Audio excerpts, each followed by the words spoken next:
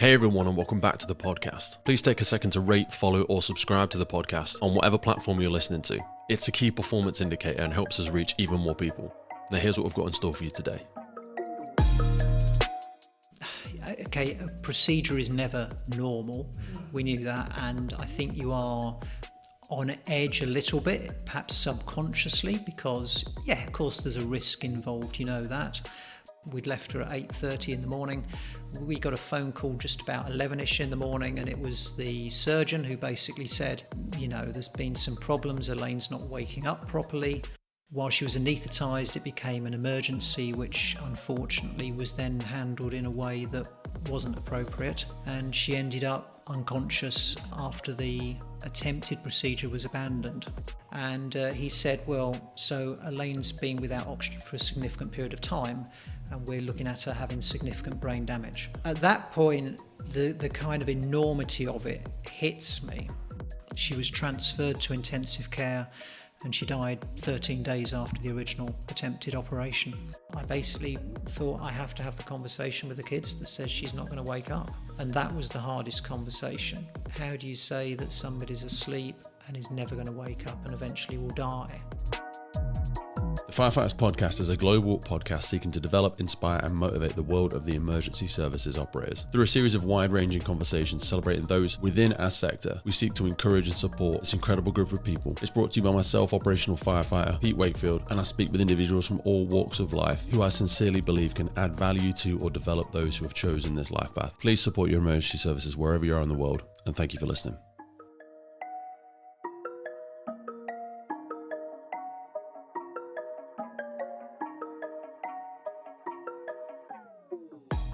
Martin, welcome to the podcast. How you doing, brother? Thank you very much, Pete. Great to be here. I actually first became familiar with your story, and I know your story is far beyond some of the limitations of what we're going to discuss today. And my hope is, even from our time this morning, it's going to take us in a million different directions anyway, both because of my relentless desire to ask people intrusive, probably, and inappropriate questions, but also the story beyond what we're going to talk about today, because your life is so much more than just this, and you've got a tremendous amount of value that I want to try and drag out of you from the world of aviation as well. But I just want to take a little recap and give us a little introduction about what would first become part of your story, because I think I first heard of it in a book called Black Box Thinking. Yeah. And it feels quite surreal sitting with you. I always feel when I sit down with certain people now, and we kind of get into a weird position with a podcast where I'm sitting, and I almost feel like a massive amount of pressure, because I'm like, Jesus, why on earth is this person sat here with me? But from the initial introduction that I found with you, just give us a little bit of background on Elaine, who we're going to be doing a little bit of discussion about today, and a little bit about what we're going to talk about. Yeah, sure. So Elaine and I had been married a number of years, 2 young children, Victoria and Adam. Elaine was 37 at the time and was healthy, happy. 2 young children, kind of, you know, dynamic, exciting family life. But she'd suffered some sinus problems. So in other words, she'd have a cold, for example, her nose would get blocked up, but it would persist for a number of weeks. Is this similar to what some people struggle when they have snoring issues? Because people can have... I've no idea about that. That might be true. Yeah, some people opt for that elective surgery for sinuses. Sorry. Yeah, so anyway, on one occasion that got so bad it turned into quite a bad infection, and she ended up in hospital on intravenous antibiotics. And the consultant basically said, you know, this is going to happen again and again, and it would be best to get it sorted out. And so the idea was that there's a procedure you can have, functional endoscopic sinus surgery it's called, and the suggestion was that she should go in and have that done, basically. Mm-hmm. It was the lower risk option in the longer term, because if you get an infection in that part of your head, actually it's very close to your brain, and it can become very serious, and we hadn't appreciated that. Mm-hmm. So Elaine goes in for this routine procedure back on the 29th of March 2005. She was going to be anaesthetised. It's quite a serious procedure in terms of it can take quite a time to recover. It's very uncomfortable, can take a couple of weeks. So happened I was off for 2 weeks anyway, so it's perfect timing. and she was anaesthetised. Had she had surgery before? Yes, she had. Yes, she had had surgery before. First time I ever went under. Some people don't know the distinctions between general and local anaesthetic, and the fact that she was under completely was. Yes, she was under a general. She'd had a general as a child, and so there were no particular causes for concern in her case. But yes, she was anaesthetised, and problems I gathered later had occurred. While she was anaesthetised, it became an emergency, which unfortunately was then handled in a way that wasn't appropriate, and she ended up unconscious after the attempted procedure was abandoned. She was transferred to intensive care, and I had to make the decision 5 days later to switch her life support off, and she died 13 days after the original attempted operation. That I've heard that story before. My brother-in-law was a paramedic, and this is something that is used extensively in the medical profession. Not as yes, as an alarm bell, and also some of the changes you've been part of. But what I don't want to do, I don't want to skip past what you and your family probably had envisaged was going to happen that day, because this was supposed to be a one-day thing, wasn't it? Did you intend to go again that evening and pick her up, and we'll make tea for mummy or whatever? And it was just a normal a procedure is never normal. No. We knew that, and I think you are on edge a little bit, perhaps subconsciously, because of course there's a risk involved, that. But I'd had friends and relatives actually who'd had the same procedure, no big deal, they said, a bit uncomfortable. The hospital had said she will probably be out tonight, might be tomorrow, depending on how things go. So the plan was that we were, in fact, the previous night, Elaine had cooked a meal, a shepherd's pie, so that on the night of the procedure, the day she had the procedure, there was a meal that we could just put in the oven and heat up, sort of thing. And for that particular day, I just went back home with the kids. My brother came down as well with his kids, and we were just going to have a day, and I was waiting for a phone call, and that was about it, really. What was the children's perception of what mummy was going to have done, or what Elaine was going to have? So the children were 5 and 4 at the time, and the thought was that this is something that potentially could be scary for them. So we want them to almost be involved. We want them to understand. So it was always deliberate that the children went with us to the hospital, that they came into the, I don't know what you want to call it, the pre-op, when they were kind of doing the blood pressure on Elaine and all that. So the kids were hanging around. Down on, exactly. And look, and now she's going to have a thing. She's got a needle in her arm. Yeah, it's important to desensitise us to some of those things. It is, and it was just to say, this might be scary, but actually this is a good thing, because mum is healthy, but we want to make her more healthy. Yeah. So it was always kind of very low key, relaxed. Okay, mum is off for the operation. Let's head home. Let's go and pick up some cookies on the way home, and sort of thing. And so I think it was kind of very low key, really, in that respect. This is something that I speak to a lot of people in frontline work and things like that about, this disparity between real life and what they do in their professional capacity. Because as we're going to get onto in a little bit, you exist in the aviation world. You're a pilot. You fly for a main UK airline. So you are possibly, and again, I'd love for you to expand on it or correct me, you're possibly slightly desensitized to risk in a certain way as well. You're very aware of it, and you've got hundreds and thousands of precision procedures, but you are more accepting of, have the right things been put in place? Have we, tried to mitigate any risk? So is there any difference between that and perhaps how some people might react?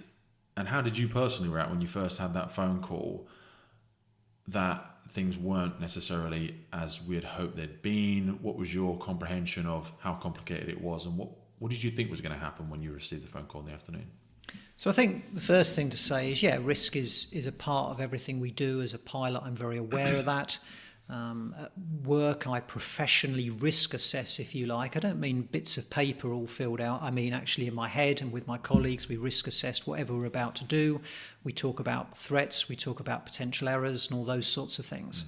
So and I completely accept that that's part of life. That is life. Everything we do carries risk.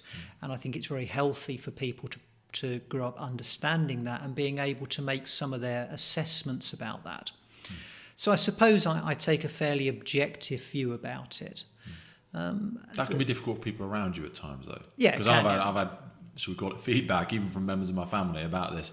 I always talk about the empathetic exhaustion, where they're like, "Oh, you seem a little bit cold," or that was a bit rude, or that was a bit abrupt.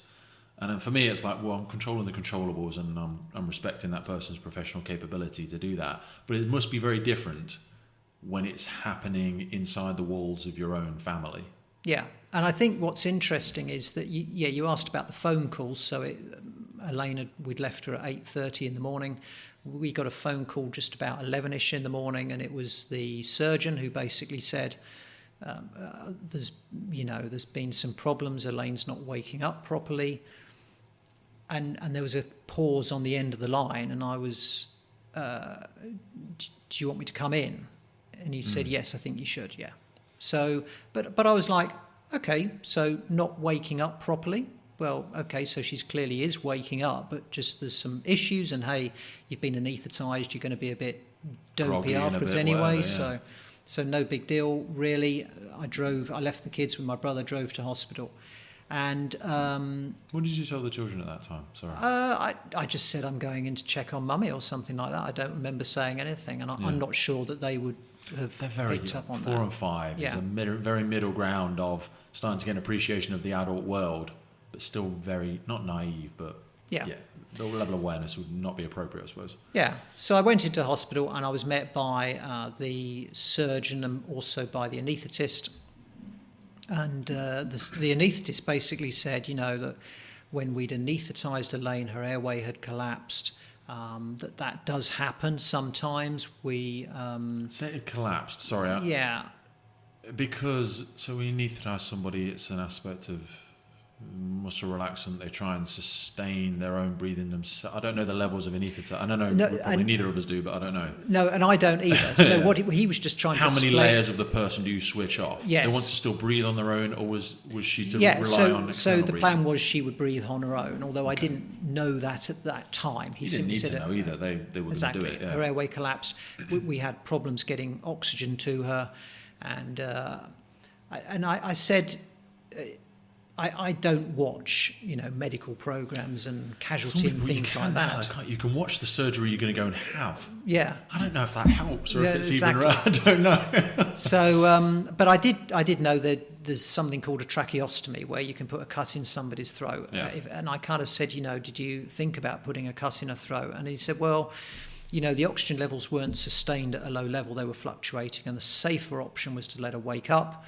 Unfortunately, she's not waking up properly, so we transferred her to intensive care. So going back to your original question, which is about being very objective and perhaps cold and rational, at this stage I'm thinking, okay, so there's been a problem. They've done the right things. They've transferred her to intensive care. Yeah, I still get that completely. So at the moment, I'm not feeling fear. No. I'm feeling anxious, but not over anxious. And so they got a nurse to lead me off to the intensive care unit. And the first thing she said to me was, "Are you okay?" And I said, "Yeah." And I kind of thought, that's a very strange question to ask. So she leads me across to intensive care. There's a suggestion that you shouldn't be. Yeah. And she leaves me at the door because there's a call bell, basically, a buzzer, an intercom, and she explains you just need to press the buzzer. So I pressed the buzzer and I said, "This is who I am." And a female voice answered and said, "Okay, we're working with your wife at the moment, so can you go across the corridor to the waiting room?" And that concept of working with your wife, so my mental model now is that Elaine's sitting up in bed, she's talking to them, they're doing blood pressures or whatever. They're prepping her to meet me. Yeah. So again, okay, that's all right. So I went in the waiting room, and I don't know when it was, maybe 10 minutes later. Two doctors come in. And one of them says to you, so what have you been told? And I just said, well, a few problems, not waking up properly, but, it's okay. And he said, well, so Elaine's been without oxygen for a significant period of time, and we're looking at her having significant brain damage. And at that point, the kind of enormity of it hits me. Today's podcast was brought to you by our friends over at Willingwood Watches. On the 27th of April, Willingwood Watches launched their new limited edition watch, the Bronze Triumph Jubilee. This was launched to celebrate the Queen's Jubilee this year, and it's the first time ever they have produced a bronze version of their beloved Swiss-made Triumph collection. They are using specially repurposed purple hose, that's easy for me to say, and still keeping it in keeping with the bronze Swiss-made chronograph watch. There is no better way to commemorate the Queen's Jubilee with that plum violet, but of course you can get your combination of the straps as well. They've got the red, the blue, the yellow, the green. I'm sure you are all well aware of Willingwood Watches. They make those incredible luxury watches from upcycled firefighting equipment. They have been with us since the very origins of the podcast, and you can find out more from them by heading over to willingwoodwatches.com. Now back to the show. And before I've got a chance to do anything, he says, but we're worried now that because of what's going on, there's a possibility of her suffering cardiac arrest. So we'd like to perform a tracheostomy and we need your permission. And so I said, yeah, of course, yeah, whatever. But what do you need your permission? I don't know. But whatever unwittingly what he did was he went straight from a very emotional situation that, serious brain damage, right through to an objective, we need your help. And suddenly that kind of allowed me a moment of rationality, I suppose. And it empowers you to think perhaps you're part of the solution now. Yeah, exactly. Yeah. And in a You've way... got a plan, you want the green light, let's go. Yeah. And in a way, in the period of time that Elaine was in intensive care, which, as I say, was 13 days, yes, this is unbelievably emotional, but there were lots of times when I was very involved in what was going on. They'd have a multidisciplinary team meeting. They'd say, well, this is the issues, this is what we're thinking. To each, this were meetings where they were discussing what they were going to do. But I was allowed to be part of that, and I'd say to them, well, look, I don't understand what you're talking about, but what's the risks of doing what you've just described? What's the benefits? What are the options? And actually that allowed, so there was always that objective side there, but it was a constant switching between the emotional and the objective. And obviously, when I went back home each night or whenever, again, I had time driving to think about how can I objectively deal with this for the sake of the children. So what was the first night? So they perhaps were under an impression that Mummy might be coming home today. She might not be. She's not today. When is she? Is Mummy in the car? No, she's not in. What happened at first? So I soon after I'd had this news, in the waiting room, as it were, that things weren't right. And again, I was asked, can you wait a bit longer while we perform a tracheostomy or whatever we were going to do? I made some phone calls, and I made a phone call to my brother, and I just said, look, just tell the kids that there's a few issues and that Mummy won't be back yet, but I'll come back later this evening. And I gather he had those conversations, and it was just like a shrug of the shoulders. And in fact, I didn't really speak to the children. I did get home that night and have a brief conversation with the children. I said, yeah, Mummy's okay, but there's some issues, she'll be fine. And it was only in the morning, after breakfast, when I was able, or before breakfast, when I was able to say that, their grandmother, my mum, had a stroke a year or so earlier. And she'd had this stroke for a week. She was basically unconscious in a hospital bed. And at the time, we thought she wasn't going to survive. But then 6 months later, she was pretty much back to normal. Not perfect, but she was the kind of grandmother that the kids knew and loved, sort of thing. Yeah. So I said, okay, you remember your grandmother? And I'm not sure Adam did because of his age, but Victoria did. I said, you remember how she was? and she was ill, and then actually, and I said, I think it's going to be like that with your mum, she's going to be unwell for a little while and it'll be sick, but she'll be fine. And I guess kids at that age don't really understand what 6 months is. So it was like... That's a great... And I might be subconscious or conscious, but it's that aspect when people are trying to demonstrate somebody something is take them from the known to the unknown. Yeah. Take them from you know this. It's like this, but this. Yeah. Take them from something where they can see, because sometimes it's like when you're trying to learn something new or you don't comprehend something, it's like walking into a cave and it's just darkness. I don't understand any of it. But if you go, you remember that cave we went into before and then there was a light at the end of it? This is like that cave, except this time we're going to go left and right. But there's still a thing at the end. There's still a point at which normality will continue. Yeah, and I don't, but it's interesting as I look back on it, because although I was being quite objective, I wasn't really prepared, because I didn't know what they were going to ask children at any point. And they're both wonderfully and scarily surprising with the things that they can say. Yeah, and it was just kind of thinking on my feet and hoping that whatever came out was helpful. Yeah. And certainly for the first few months, that was how my life was. It was living in the moment, because that was all I could do, really, and thinking on my feet a lot of the time.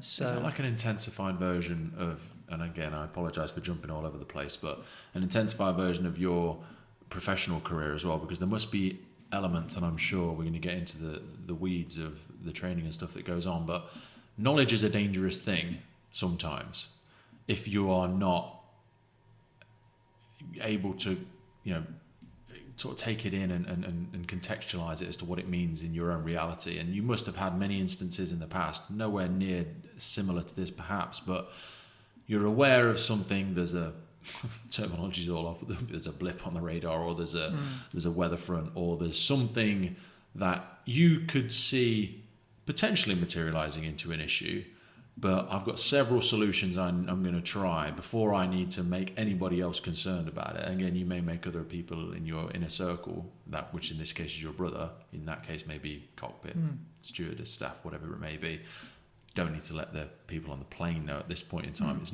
not at that level. So there is a spectrum of input and knowledge which is remotely useful to anybody without triggering that emotional response, which you may not have an answer for, I suppose. Yeah, I suppose there is, but I think the difference is when I'm at work, it's extremely rare that you're going to be faced with a situation that is really so novel that you've got no concept of where to go with it.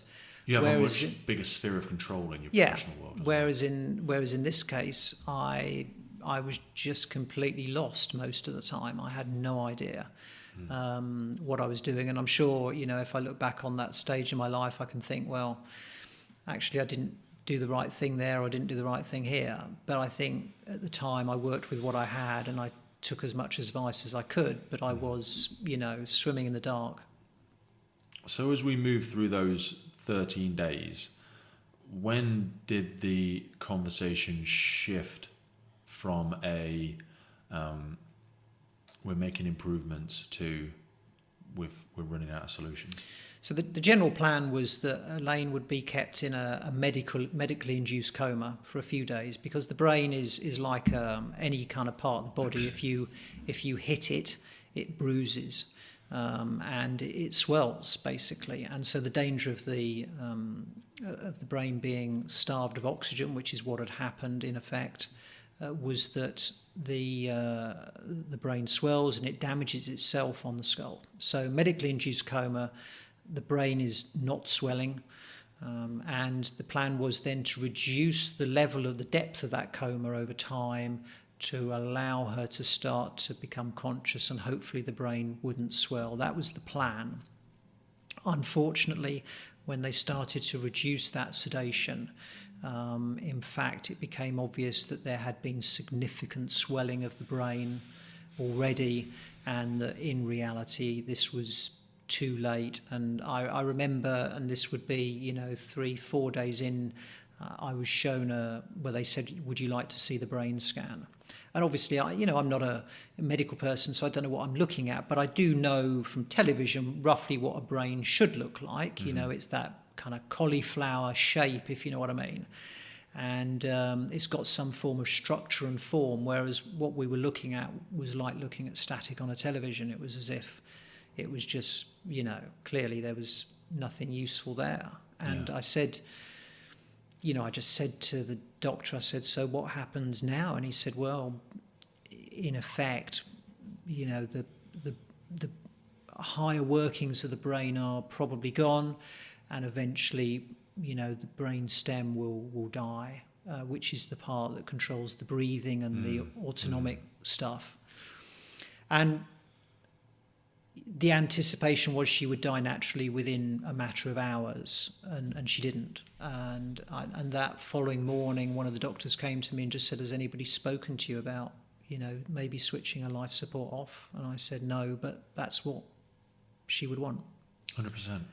And we'd had that conversation bizarrely. Not that we didn't have many deep conversations like that, but a program we'd watched on television about brain damage had just posed the question at one point a year or so earlier, what would you do? And I both felt strongly that no, that once you're in that kind of vegetative state, then there's no life. Whether that's right or wrong, that was our view, and so I knew that was appropriate. But they were very good. Again, they took me into a multidisciplinary meeting, and they discussed it amongst themselves, and they basically said to me, Martin, we hear what you're saying, but we're not totally 100% on this, because although we agree she's almost certainly going to die, there are other indications which are strong. For example, her heart is still very strong and things like that. So we just need to debate this. And I just said, that's fine.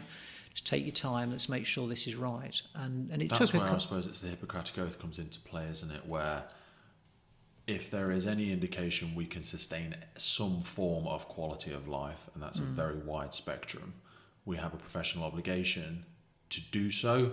And that's what must be a very sticky ground between what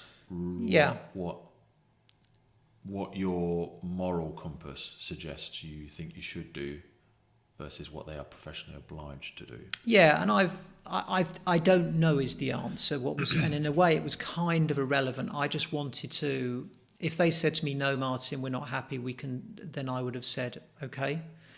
But I wanted to allow them the time to work that out and come back to me.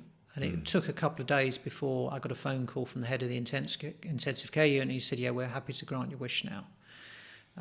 So life support was withdrawn, and again, in anticipation that Elaine would die very quickly, and in fact she didn't.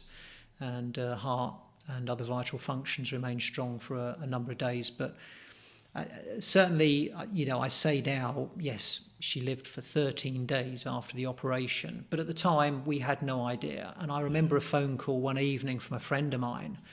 And she said, have you got any idea what might happen? And I said, no. I said, she could be dead now. She could be last year's. I simply don't know where we'll go with this. But she interestingly, she asked me another question, which has kind of stuck with me, and I think it kind of gives an idea of what's going on in your mind in these times. Like a lot of, people, I'm always kind of thinking ahead, planning ahead in my life. I'm thinking about what am I doing tomorrow? What am I doing next year? And she said to me, what are your long-term plans? And I said to her, my long-term is the next hour. I don't have long-term. And that's absolutely true. I did not know what was going to, I couldn't have told you what I was going to do for breakfast in the morning or what I was doing tomorrow. It was kind of wake up, go with it, do what seems right. And it took a number of months really before I was in a better place to be able to think ahead, if you know what I mean, and get back to the sort of person I used to be. And I guess that's a defence mechanism, because actually there is no point in thinking ahead about all these things. Now, actually, it was that evening that I got the phone call to say that Elaine had died. Today's episode is supported by our good friends over at Duty Crew Coffee. Now, as you're probably aware, coffee is the most popular drink worldwide, with over 2.25 billion cups of coffee consumed every single day, and over 70 million of those in the UK alone. Most of this is consumed in our crew rooms, our watch offices, and by our emergency services frontline staff. So when you're getting together around the mess table, don't be drinking no nasty ass cheap coffee. Nobody likes that guy that brings the cheap stuff. Life is too short to be drinking crap coffee. So if you head on over to dutycrew.co.uk or click the link in the podcast below, you'll be able to jump on over and see the Duty Crew coffee products. They come in 227 gram oversized high quality recyclable stand-up pouches, and they are individually wrapped 10 gram coffee bags. They're quick, mess-free, convenient. They have a one-way degassing valve, which is an absolute must for storage of freshly roasted coffee. You can get the 20-pack response bag. They've got the HQ, they've got the No Duff, they've got the Unity, the Decaf, and of course, all of their products are Rainforest Alliance certified, Fair Trade Foundation, and most importantly, they taste freaking epic. I started drinking Duty Crew about 2 months ago, and then when I fell in love with it, I got in contact with them and they came on board with the podcast. So jump on over to Duty Crew Coffee if you want some of the good stuff. Now back to the podcast. How did you share that information with the children? I'm not going to dwell on this point. I don't want to ask too many questions No, that's around fine. it. No, it's fine. Only because so many people that we go to incidents with, and it's one of the first things sometimes I hear them say, what am I going to tell X? Yeah. What am I going to tell my husband? What am I going to tell the children? And I can never quite find... Yeah, so there were two conversations. I think that's important to say because obviously I had to make the decision to switch Elaine's life support off. And the night after that, and the children had been coming to hospital with me, not the whole day, but they would come maybe every other day for an hour or so. But it was always do you want to see mum? And some days they said no, and then other occasions they said yes. But you know, she was asleep, although she had lots of wires. It wasn't dramatic. There was no blood or anything like that. It was just Elaine, but asleep with some wires attached. And children can be strangely innocent in those moments. Yeah, they can, yeah. And they can even just, why is Moy asleep? Yeah. Why is she asleep? Because Yeah. she's not able to be awake at the moment. Yeah. It's got to be so, I can't even imagine. Yeah. I know a lot of time has passed. They're just surreal. Yeah. To pulling forces in your head of not just continually, but because it's exhausting. So I know we're going to go into mental exhaustion in a little bit, but just exhausting to try and be a dad, be present, have any aspect of levity to life, but still have that enormous, colossal weight of, God, don't ask me that question. I think, to be honest with you, again, I couldn't even think ahead to what they might ask, and I just responded at the time. But I think the big thing was that the massive support I had was a network of friends who were offering to do this, that, and the other, look after the kids, whatever. And somebody said to me at one point, they said, you know, if somebody phones you up and says, do you want me to do X for you?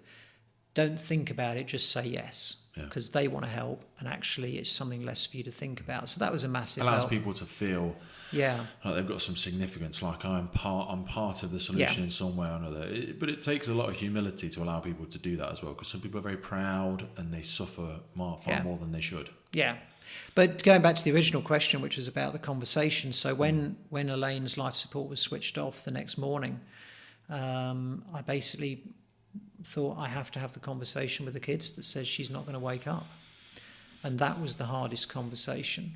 How do you say that somebody's asleep and is never going to wake up and eventually will die?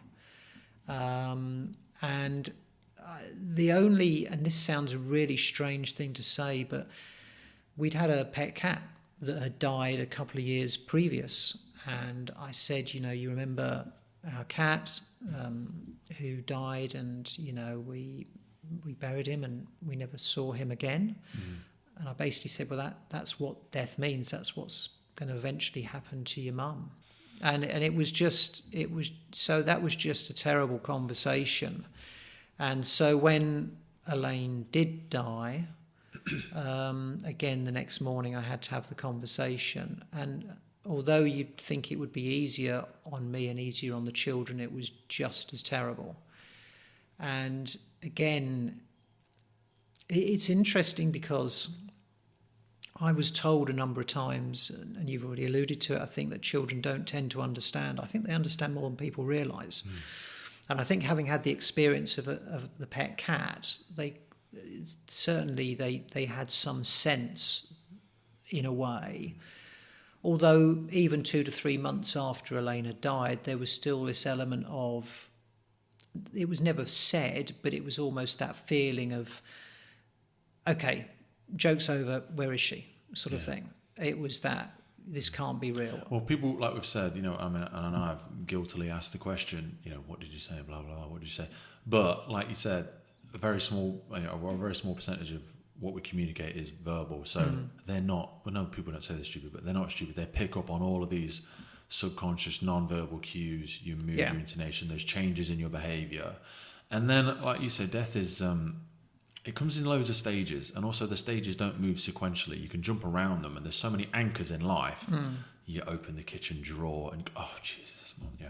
You go in the room, you go in the thing, and all of those mental triggers say that person, or the cat, or the cat's bedding, the cat's tea, the cat's this, the fork we use to get every time, and the cycle jumps back, and then it's guilt, and then it's anger, and then it's tears, and then it's guilt again, and then it's and I imagine that happens almost indefinitely. It's the severity of the flame every time it ignites will be less, but I don't imagine it ever fully goes.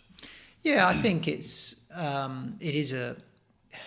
I think it's a very individual journey for everybody, that's true. But it is also, what I discovered very quickly was that, people die, we get it, we see it on television, famous people have died, relatives die, and it's sad, and we kind of deal with it. But we don't really face it in life until it's somebody immediate to you, who is in your life all the time. So it is the great taboo. We think about, we argue about sex education, and sex is the big taboo, or whatever it might be, but actually it's death. Death is the one thing that we don't even talk about as an adult. And and I think that's a problem for society. There's a lovely book by a doctor by the name of Catherine Mannix, With the End in Sight, or With the End Near. I don't remember the exact term. And I only read it a few months ago. And it's not the normal sort of book I would read, but I just thought actually it was amazing. It was actually a very positive book about death, and she was particularly looking not at sudden, unexpected death, but at people who've got terrible terminal conditions and that. But I just thought, that's a very positive view. And her speciality was, being a doctor on a ward where the patients were terminal, end of life care, and her observations I just thought were very, very appropriate. But it is definitely the big taboo that we don't talk about. A quick reminder for all of our listeners of our monthly giveaway. Now, as part of our partnership with Hikes, Rosenbauer and Tallyman, we give away that little bit extra to our podcast listeners every single month. You can get 2 personalized BA tallies. These are hardware, and they've got your own name on them, they've got your own service number on them, and they have the podcast logo on the back. And then for the juicy stuff, Hikes give away a pair of their incredible footwear. And some of the stuff is pretty expensive stuff, to be honest with you. We try and switch in and change it every month. We are guided by the gods of Hikes to make sure we are giving you exactly what you need for that time of year. So it might be boots, it might be trainers, and then once every quarter our good friends over at Rosenbauer are giving away their Boris B5 Firefighting boots as well. So to be in with a chance to win, jump over to our social media platforms or YouTube, where you need to tag a member of the emergency services in the post, be following our page, and you will be in with a chance to win at the end of every single month. Back to the show. There's several threads that make me want to pull on there, because I absolutely agree with you, and I found it difficult with my children. I don't find it difficult with my children, actually. I find it difficult with the other people in my family when communicating with my children about trying to bring it into the conversation. So whenever I experience a death at work, I will try and go into an appropriate level of depth, but I will certainly bring it into the conversation and really allow my daughter, especially, she's nearly 10 now, but even from a very young age, to talk about it, to ask loads of questions.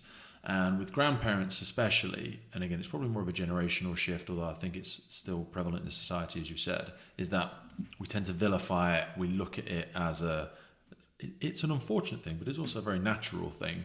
And it's part of everybody. None of us are getting out alive at the end of the day. So I always say to my daughter, ask questions about it, talk about it. It's upsetting, but it's not something that we shouldn't look forward to it, but we certainly shouldn't vilify it, and we shouldn't think of it as something that we can't discuss. So I've always encouraged her to try and discuss it. And when you said about that book, I made a note of it. Caroline Maddox will try and find a reference to it and put it in the notes. I did a lot of work in a previous occupation, which was spoken about before, and part of the charity work that we did was working with Rainbow's Hospice. Very surreal, very surreal. And we obviously a lot of Rainbow Hospice, for people unfamiliar, do a lot of end-of-life care with children. Again, such a really awkward, and maybe the fact that I even say that echoes the fact that I'm not normalising it, the fact that it's end-of-life and it's children. And one of the things they did, which I found a very difficult room to be in, I actually walked straight out first and then had to go back in afterwards. They have a room where they give children the opportunity to orchestrate or narrate or put together the music for their own funeral, and they get the opportunity to design a track. And I found that a very difficult thing to comprehend. But again, the way it was described to me was that, and we've spoke about it a few times here, is it gives the person something to control, an aspect of control over this thing that they can't control. In every other instance, they are just the victim. They are the victim in this entire scenario. And it gives them something to be in control of. But I found it very difficult. And we did a number of charity events there a couple of years. And I am, ironically, even doing the podcast, I'm known for putting my foot in my mouth. And I remember going back a few years and saying, "Oh, hey, how are you? Blah, blah, how's Johnny?" And they're like, "Oh, he's not with us anymore, but thank you." And the parents would continue to go because they created links, and they'd go year after year to celebrate the place. Incredible work. And again, I'm sure people say it to you, "Oh, I couldn't do your job." "Oh, Peter, I couldn't do your job. Couldn't do an NHS job." "I couldn't do that job, I don't think." No, and I couldn't either. And in fact, my niece does do that job, end-of-life care for children. And just incredibly difficult. The Firefighters Podcast is a global podcast seeking to develop, inspire, and motivate the world of the emergency services operators. Through a series of wide-ranging conversations celebrating those within our sector, we seek to encourage and support this incredible group of people. It's brought to you by myself, operational firefighter Pete Wakefield, and I speak with individuals from all walks of life who I sincerely believe can add value to or develop those who have chosen this life path. Please support your emergency services wherever you are in the world, and thank you for listening.